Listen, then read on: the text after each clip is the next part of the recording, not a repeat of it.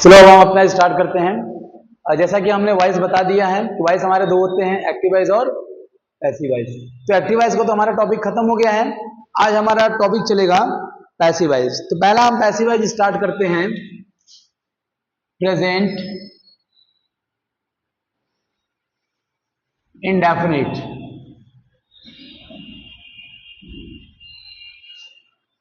Present indefinite passive voice. देखो passive voice बहुत easy होता है, ठीक है। पैसिव वॉइस में बस क्या करना होता है, हमको हेल्पिंग वर्ब को रिकॉग्नाइज करना है, ऑब्जेक्ट को हमको ढूंढना है और डेड इसको हमको बना देना है। तो पहले हम यहाँ देखते हैं कि प्रेजेंट इंडेफिनिट पैसिव वॉइस, इसकी हेल्पिंग वर्ब क्या होती है।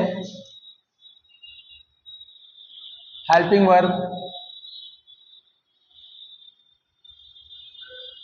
इसकी हेल्पिंग वर्ब होता है इज एंड आर, ठीक है।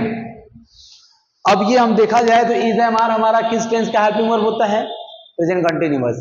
तो हमेशा याद रखना कि जो हमारे एक्टिव वॉइस है और जो पैसिव वॉइस बनाएंगे तो हमेशा पैसिव वॉइस वाले अपने आगे वाले एक्टिव वॉइस का हेल्पिंग वर्ब लेंगे।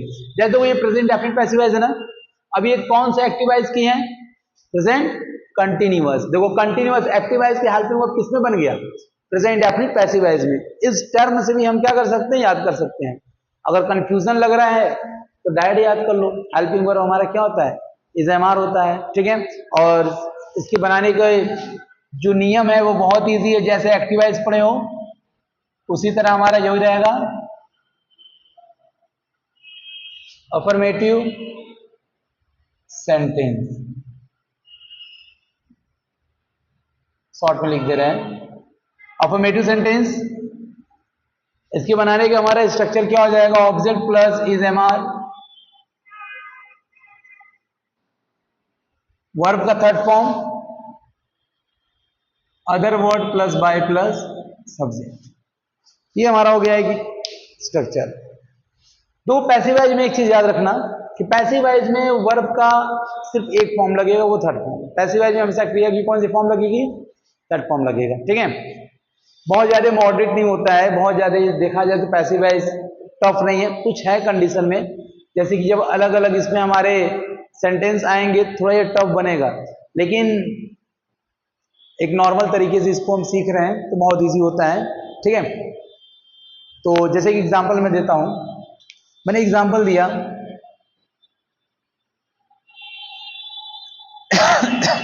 he does his work at school,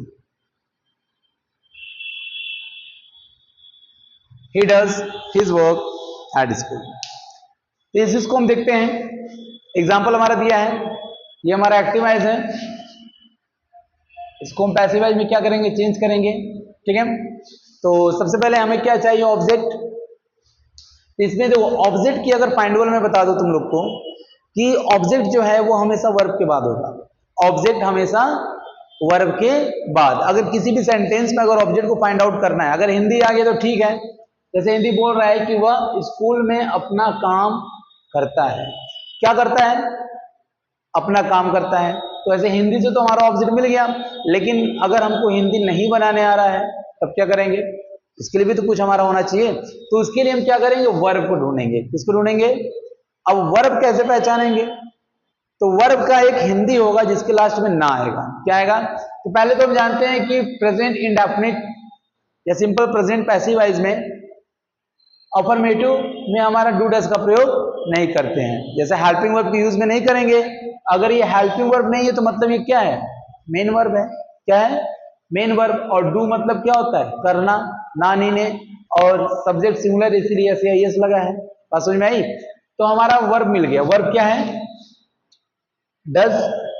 तो उसी तरह डज के बाद हमारा क्या दिया है, हिज। बताओ हिज, बहुत से लोग होते हैं कि सिर्फ हिज को बना लेते हैं, ठीक है, लेकिन हिज एक पॉसेसिव केस है, ये पॉसेसिव है, ये एक एडजेक्टिव की तरह काम कर रहा है, ये कभी ऑब्जेक्ट नहीं होगा। ऑब्जेक्ट जब भी होगा नाउन या प्रोनाउन, नाउन या प्रोनाउन होगा, तो ये तो एडजेक्टिव की तरह काम कर रहा है। तो हमारा ऑब्जेक्ट क्या निकला, हिज वर्क। ऑब्जेक्ट हमारा क्या मिला, हिज वर्ब। अब इज एम आर इसी के अकॉर्डिंग देखेंगे, तो इज एम आर हमारा सिंगुलर है कि प्लूरल है, ऑब्जेक्ट को फाइंड आउट करते हैं। तो अब ये देखो यहाँ पे हिज वर्क सिंगुलर है प्लूरल, सिंगुलर है ना, क्योंकि जब तक नाउन में एस नहीं लगा है, एक नॉर्मल तरीके से जब तक एस नहीं लगा रहा है वो सिंगुलर है, तो क्या हो जाएगा is. His work is, verb का थर्ड फॉर्म वर्ब क्या देखा, डस का हमारा क्या हो जाएगा डन। उसके बाद अदर वर्ड हमारा एट स्कूल,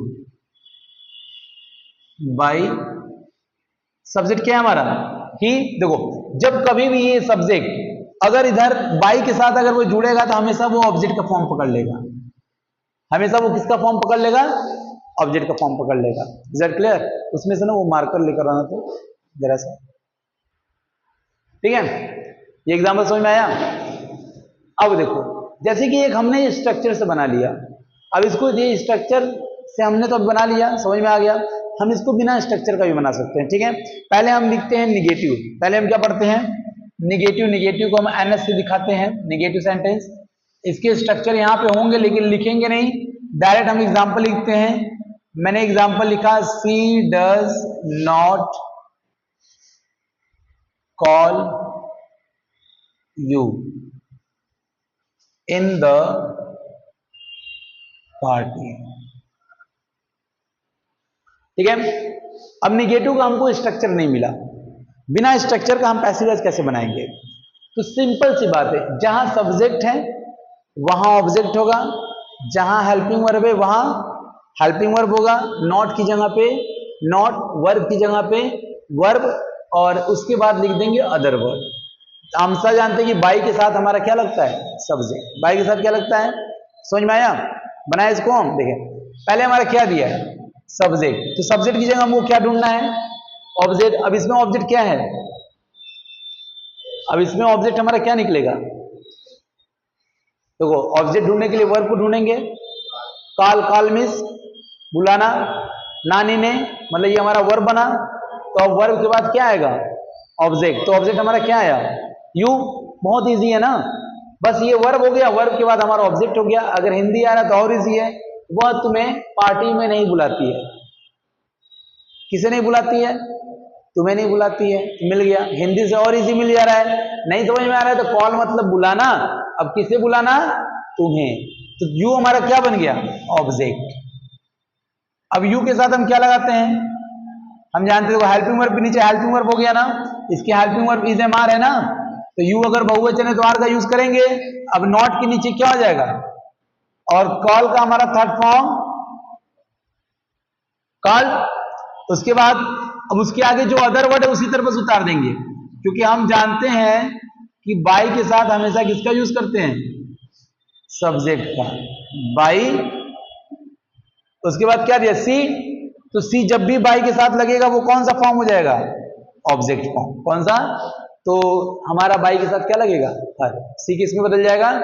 अब देखो स्ट्रक्चर यहां पे लिख सकते हो तुम, object plus is am are plus not plus verb third form plus other word plus by plus subject, ठीक है। बस निगेटिव में क्या ऐड किया हम नॉट, तो इसी तरह इंट्रोगेटिव भी हो जाएगा। इंट्रोगेटिव में क्या करेंगे, बस इस हेल्पिंग वर्ब को ऑब्जेक्ट के पहले लगा देंगे, जैसे तुम्हारा एग्जांपल इंट्रोगेटिव को देगा उसी तरह बनाओगे। जैसे तो एग्जांपल मैंने अगर दे दिया, मैंने बोला do you see me, do you, तो हेल्पिंग वर्ब के पहले क्या लगेगा, हेल्पिंग वर्ब, पहले हेल्पिंग वर्ब दिया है ना, तो मतलब पहले क्या लगेगा हमारा, लेकिन हेल्पिंग वर्ब लगाएंगे ऑब्जेक्ट को देख के, तो हमारा ऑब्जेक्ट क्या है मी, क्योंकि यही हमारा वर्ब है। सी मतलब देखना, नानी ने मतलब वर्ब, वर्ब के बाद मी इधर आया तो क्या बनेगा आई, क्या बनेगा, तो आई हम लिख लें, चलो सब्जेक्ट के नीचे हमने ऑब्जेक्ट लिखा, अब हेल्पिंग वर्ब के नीचे हेल्पिंग वर्ब, तो आई के साथ क्या लगेगा एम, क्या लगेगा एम। अब उसके बाद नॉट है नहीं ना, वर्ब के नीचे वर्ब, तो सी का हमारा थर्ड फॉर्म क्या होता है, अब क्या लगेगा बाई लगेगा, क्योंकि अदर वर्ब तो है नहीं इधर, तो बाई सब्जेक्ट क्या है यू, और लास्ट में क्वेश्चन मार्क, बन गया तुम्हारा इंट्रोगेटिव भी ना। इजी है कि नहीं, without structure you can make very easily, is that clear. Structure is only for those weak student. Structure किसके लिए होता है? वीक स्टूडेंट के लिए होता है, ताकि वो इसके माध्यम से वो बनाए। थोड़ा सा जज करो और इसको बनाते चलो, क्योंकि पैसिव वॉइस बहुत इजी होता है। इससे आसान मुझे नहीं लगता है कि ग्रामर में कुछ होगा। और भी पैसिव वॉइस के कॉन्सेप्ट्स हैं जो आगे पढ़ोगे तो देखने में टफ लगेगा, लेकिन बहुत इजी होता है। वो तुमको सामने से बता देगा कि बस इस तरह से मुझको क्या करना है, ऑब्जेक्ट फाइंड करो बना दो, ऑब्जेक्ट फाइंड करो बना दो। Is that clear? तो ये अब हो जाएगा प्रेजेंट डेफिनिट, तो कल हम पढ़ेंगे present continuous. Is that clear? Good.